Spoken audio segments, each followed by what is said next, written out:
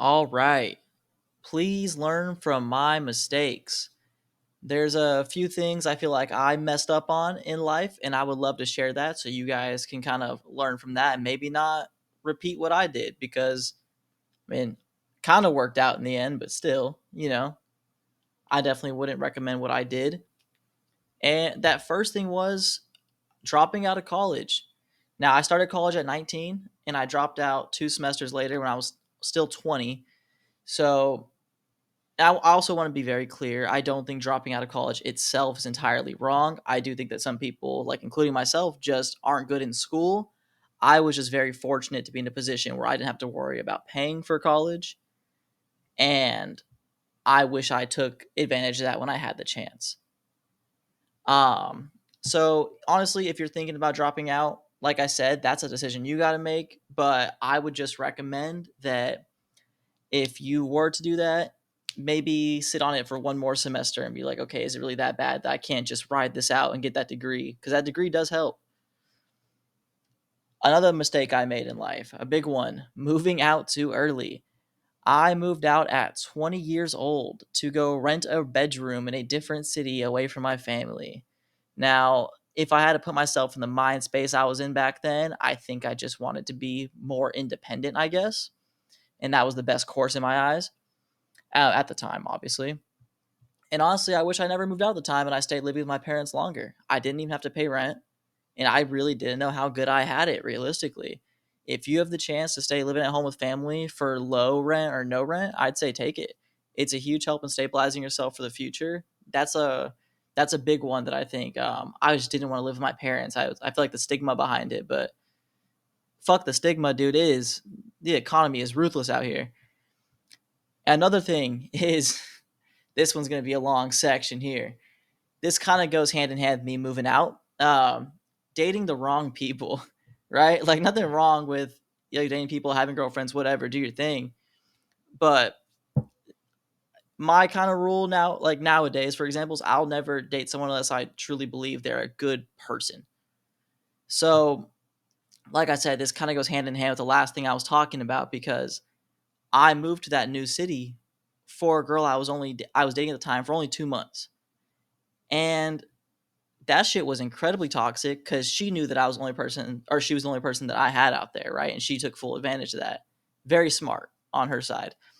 Um, and honestly, if I'd waited a couple more weeks to move out there, besides I kind of rushed when I did, it was kind of a spur of the moment thing. If I waited maybe 2 more weeks, I probably would have just broke up with her and not even moved. So, like I said, it's always good to sit on a big decision, kind of like I said for the college thing. Maybe take a semester and then fucking be like, okay, after I waited a semester now again, how am I feeling about this? If you're thinking about moving out or doing like a big life change, maybe give it a couple weeks, maybe a month. And if you're still feeling that way, go right ahead.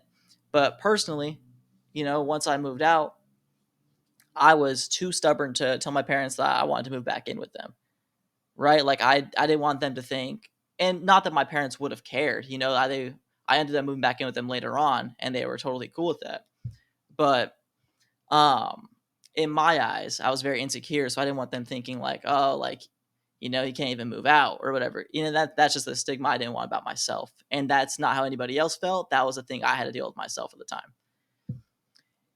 Um, and so I ended up staying with this person because, like I said, they're the only person I knew in this entire city, and it's not like I could really go and like make friends. My job at the time was remote, um, and there was really nowhere for me to go to make friends because the person I was dating would get very upset if I hung out with anybody but them, assuming I was cheating on them. Um, so, like I said, I ended up staying with them for over 2 years, the two most stressful years of my entire life. It was so bad. My fucking hair was thinning. I couldn't sleep, and I already have insomnia, but it was like insomnia times two. It was fucking wild. I had no free time. Like I said, it was either with them or at home. And then I guess my advice to someone in this situation is, figure out your boundaries as soon as possible, and I guess not be a pushover because I feel like I kind of was at the time. And I mean, that's a good thing, I guess, now that I've learned from that, and I don't have any problem saying that I was. But I do think that was a big problem. And I'm also not saying like, don't do anything your partner wants. I think your relationship is 50-50. I think, you shouldn't make your partner conform to what you want to do because, or at least I feel that way, because I didn't like when someone made me do the same thing. I guess that's kind of how I look at it. So, yeah, boundaries, that's fucking A1.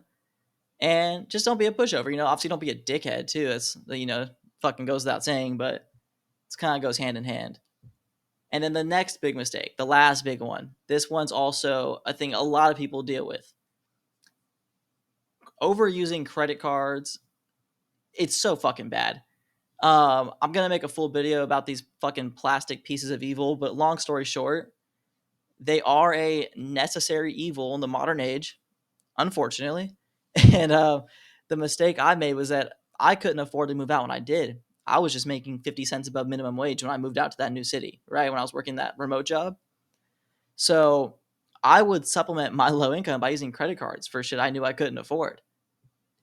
I cannot stress what I'm about to say enough. Never do that, please. Like, for me, I'm begging you. It, like, ever, ever, ever, ever, if you can avoid it. I'm still paying off mistakes that I made when I was 20 years old. I am 24. And the same goes for like buy now, pay later programs and apps. Like you just need to stay incredibly disciplined when it comes to just fully avoiding these. If you can't buy it outright, you probably just shouldn't buy it. Unless it's like, obviously there's exceptions where there's like cars, houses. These are much different. But I'm saying like, don't go and hop on Klarna because you want a new MacBook. Like, don't do that shit. So please don't do that. And then Klarna is a big one I used to use back in the day as well. That's why I brought that one up. It was such a detriment to my financial well-being. Like, I've avoided these apps for over 2.5 years now. I will never use them again. And I can only fucking hope and pray that you'll listen to me and do the same. And those are really the big mistakes. I don't really know. I guess my goal for making this video was, just help you guys avoid the mistakes I made, right? I mean, obviously everybody makes mistakes, and I'm sure you'll make your own, but I guess there's less mistakes to make now if you know about these ones.